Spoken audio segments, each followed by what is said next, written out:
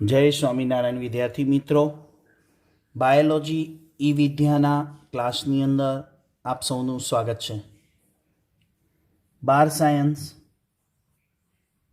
Chapter number 6 आनुवंशिकताનો आणवीय आधार एना विषे આપણે સમજી રહ્યા છીએ। આજના વિડીયોમાં topic number 6.9 human genome project HGP એના વિશે માહિતી લઈશું।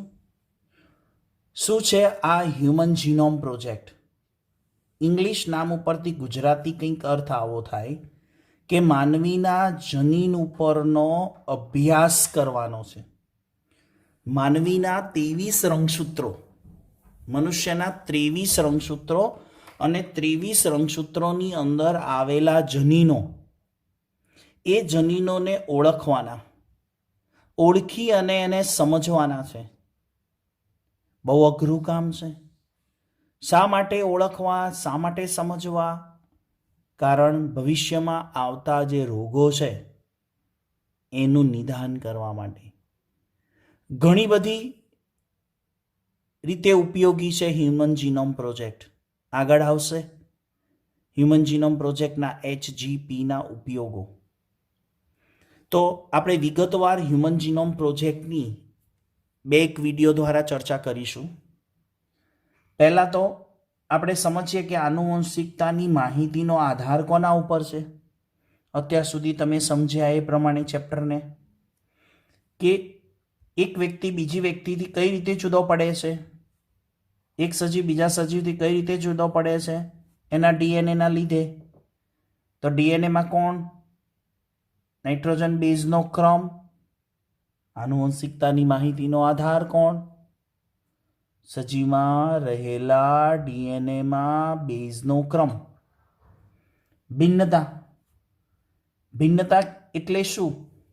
એક જ જાતિના બે સજીવો જુદા પડે છે, એક જ મા બાપના બે સંતાનો જુદા પડે છે। શાને કારણે? જનીન, જીનેટિક્સ, કે બે વ્યક્તિના ડીએનએના અનુક્રમમાં શું હોય? જુદાપણું। એક જ મા બાપના બે સંતાનો હોય, ટ્વિન્સ હોય, જોડિયા હોય, એક જ સેકન્ડ, એક જ મિનિટના અંતરે જન્મ થયેલો હોય,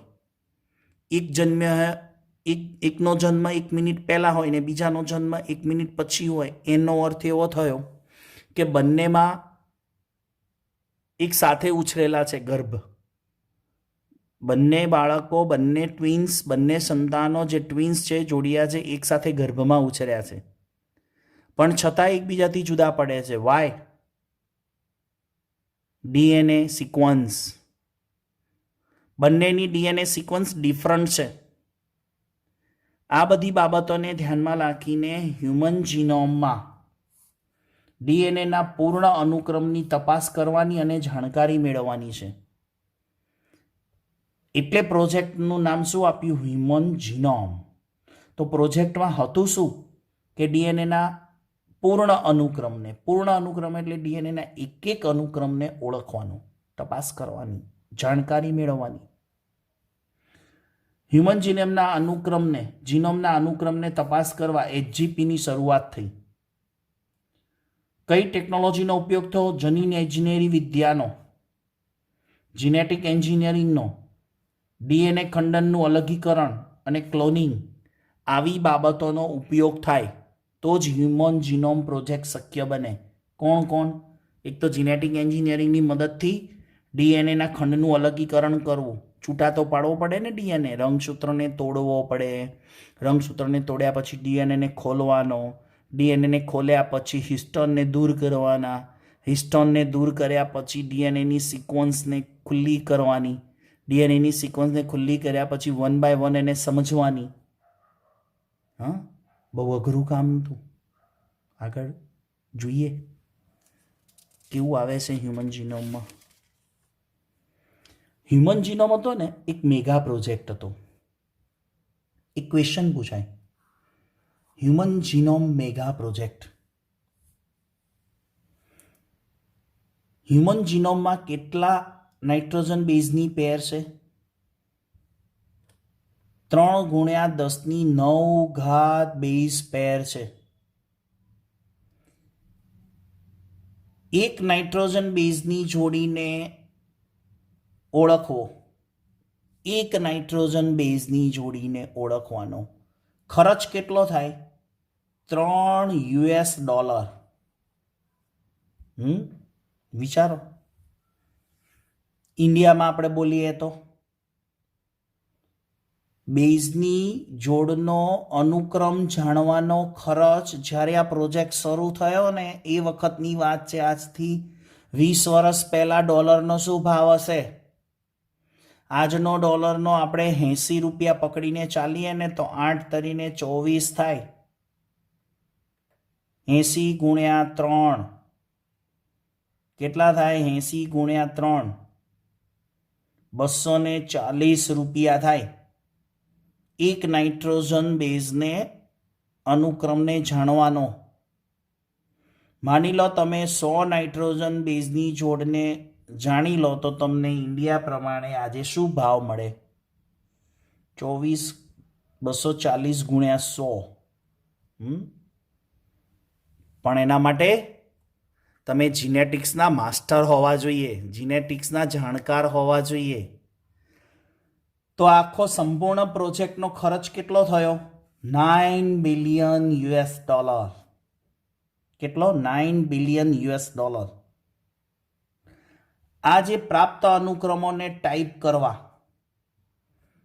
કરીને અક્ષરની જેમ પુસ્તકમાં સંઘરવાનું. એક માનવીનો કોષ છે ને એના ડીએનએની માહિતી માટે 3300 પુસ્તક જોઈએ. કેટલા? માનવીના એક કોષના ડીએનએની માહિતી, માનવીના એક કોષના ડીએનએની માહિતી માટે આપણે જો લખીને પુસ્તકમાં એનો સંગ્રહ કરીએ ને તો કેટલા પુસ્તક જોઈએ? 3300. એક જ કોષના ડીએનએની માહિતીને તો 3300 પુસ્તક. એમાં પ્રત્યેક પેજમાં 100 અક્ષર, તો 100 પેજનું એક પુસ્તક થાય. સોરી, પ્રત્યેક પેજમાં 1000 અક્ષર, 1000 અક્ષર. હવે 1000 પેજનું એક પુસ્તક તૈયાર થાય. એટલે એક પુસ્તકમાં કેટલા પેજ? 1000. આવા કેટલા પુસ્તક? 3300. વિચારો કેટલી મોટી લાઇબ્રેરી થાય.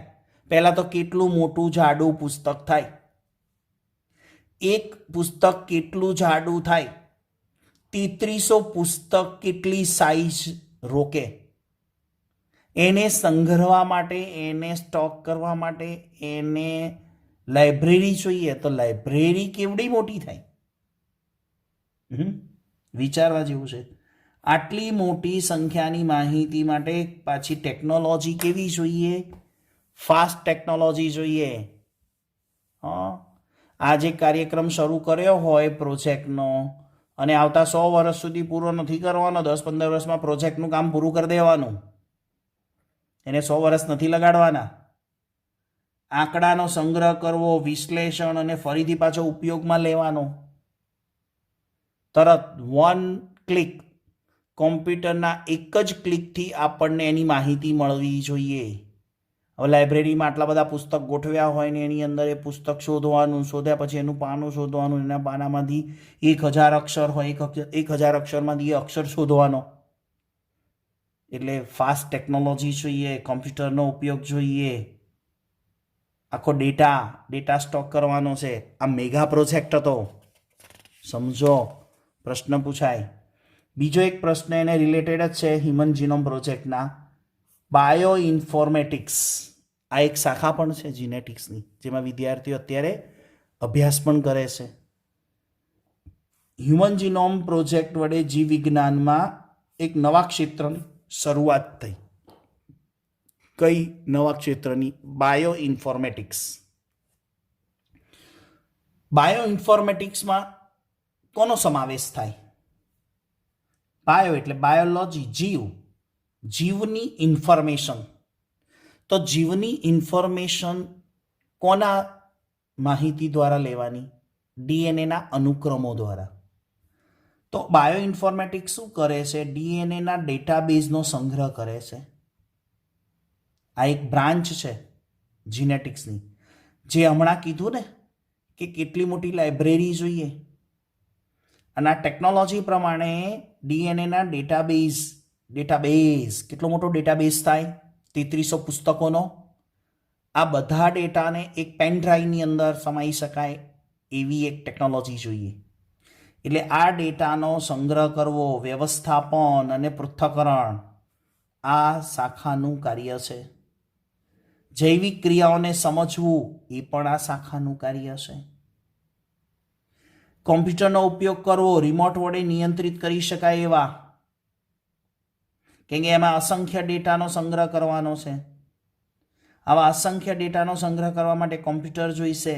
કોમ્પ્યુટર પાછા કેવા જોઈશે? બધા રિમોટથી કંટ્રોલિંગ થતા હોય એવા. તો કે છે જીનેટિક વિદ્યાના ટેકનોલોજી, ડીએનએ અનુક્રમ ટેકનોલોજી અને સ્વનિર્મિત પ્રોટીનની ઓળખ પછી આ શાખાનો વિકાસ થયો. પહેલાં જીનેટિક એન્જિનિયરિંગ વિદ્યા ટેકનોલોજી, ડીએનએ અનુક્રમ ટેકનોલોજી આવી, સ્વનિર્મિત પ્રોટીનની ઓળખ થઈ. ધીમે ધીમે આ બધાને સંઘરવા માટે કોઈ એવી શાખા જોઈએ, આ બધી ઇન્ફોર્મેશનને સ્ટોક કરે એવી. આ બધી જ ઇન્ફોર્મેશન છે, માહિતીઓ છે, એ માહિતીઓને સંગ્રહ કરી શકે એવી શાખાનો વિકાસ થયો. કઈ શાખાનો વિકાસ થયો? Bio informatics. ખ્યાલ આવે છે? આગળ જઈએ, ટોપિક ચાલુ છે હ્યુમન જીનોમ પ્રોજેક્ટ વિશે. હ્યુમન જીનોમ પ્રોજેક્ટના લક્ષ્યાંકો શું, એના ટાર્ગેટ હતા? એ ટાર્ગેટની આપણે વાત કરીએ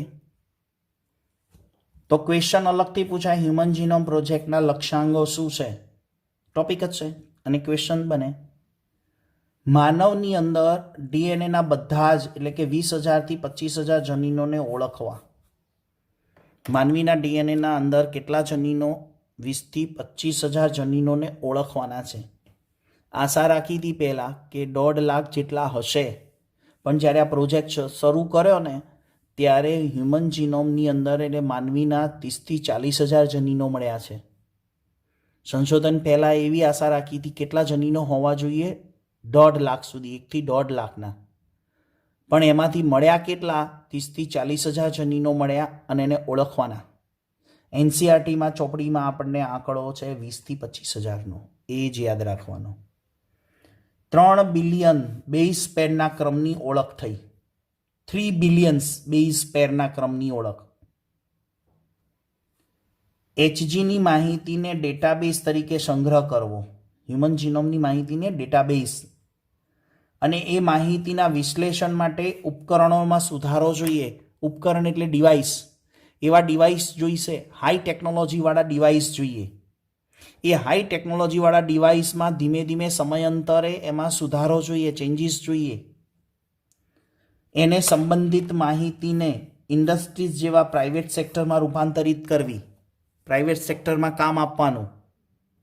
આ પ્રોજેક્ટ છે ને નૈતિક, કાયદાકીય અને સામાજિક સમસ્યાઓને સમજવી.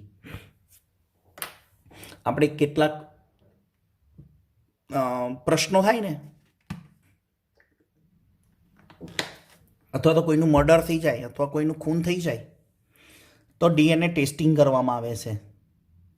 અથવા તો પુત્ર માટે કોઈ ઝઘડતા હોય, કોઈ વારસા માટે ઝઘડતા હોય ત્યારે ડીએનએ કોર્ટનો ઓર્ડર થાય કે ડીએનએ ટેસ્ટ કરાવો. તો ડીએનએ ટેસ્ટિંગ દ્વારા શું થાય છે? કોણ પિતા છે ને કોણ પુત્ર છે ને કોનો વારસો હોય, આવી જે કાયદાકીય અને સામાજિક અને નૈતિક ગૂંચ છે, સમસ્યાઓ છે, એને સમજવા માટે આ હ્યુમન જીનોમ પ્રોજેક્ટના લક્ષ્યાંકો હતા. આગળ જઈએ છે તો હ્યુમન જીનોમની યોજના કેવી રીતે બની, એનો આખું પ્લાનિંગ કઈ રીતે થયું. તો એ પ્લાનિંગ, એની યોજના સમજીએ અને સાથે એની ઉપયોગિતા શીખીએ. હ્યુમન જીનોમની માહિતી એટલે કે આ પ્રોજેક્ટને શરૂઆત કઈ સાલમાં? 1990ની સાલમાં એની શરૂઆતમાં US department of energy and national institute of health કોના સહયોગથી આ શાખાનો પ્રારંભ થયો? યુએસ ડિપાર્ટમેન્ટ ઓફ એનર્જી અને નેશનલ ઇન્સ્ટિટ્યૂટ્સ ઓફ હેલ્થના સહયોગથી થયો. સમય મર્યાદા મૂકી હતી. કેટલા વર્ષમાં પ્રોજેક્ટ પૂરો કરવાનો? 13 વર્ષમાં પૂરો કરવાનો ટાર્ગેટ હતો. કોણ કોણ આની અંદર ભાગીદાર હતા, પાર્ટનર્સ બન્યા હતા? શરૂઆતમાં યુકેનું વેલકમ ટ્રસ્ટ પાર્ટનર બનેલું આ યુએસ ડિપાર્ટમેન્ટ ઓફ એનર્જી સાથે. ત્યાર પછી ધીરે ધીરે જાપાન જોડાયું, ફ્રાન્સ, જર્મની, ચીન અને અન્ય દેશોએ પણ સહયોગ આપવાનો શરૂ કર્યો. આ પ્રોજેક્ટ પૂર્ણ ક્યારે થયો? 2003માં. જુઓ, 1990ની સાલમાં એનું પ્લાનિંગ અને શરૂઆત કરવાનું વિચાર્યું. મર્યાદા મૂકી કે 13 વર્ષમાં પ્રોજેક્ટ પૂરો કરવો છે. અને યુએસએની અંદર ડિપાર્ટમેન્ટ ઓફ એનર્જી અને નેશનલ ઇન્સ્ટિટ્યૂટ ઓફ હેલ્થના સહયોગથી આ પ્રોજેક્ટ શરૂ થયો. શરૂઆતમાં ભાગીદાર હતો યુકેનું વેલકમ ટ્રસ્ટ. ત્યાર પછી ધીરે ધીરે અન્ય દેશો પણ જોડાતા ગયા અને 2000 બધાના સહયોગથી 2003ની અંદર આમ કામ પૂરું થઈ ગયું. બહુ અઘરું કામ હોય, કેટલા વર્ષ ચાલ્યું કહેવાય, વિચારો. શું ઉપયોગ છે હ્યુમન જીનોમ પ્રોજેક્ટનો? આ પણ એક ઇમ્પોર્ટન્ટ ક્વેશ્ચન પૂછાય. ઉપયોગિતા શું છે? તો વ્યક્તિમાં જોવા મળતી ડીએનએની ભિન્નતા જાણી શકાય. એક વ્યક્તિ બીજા વ્યક્તિથી જુદો પડે.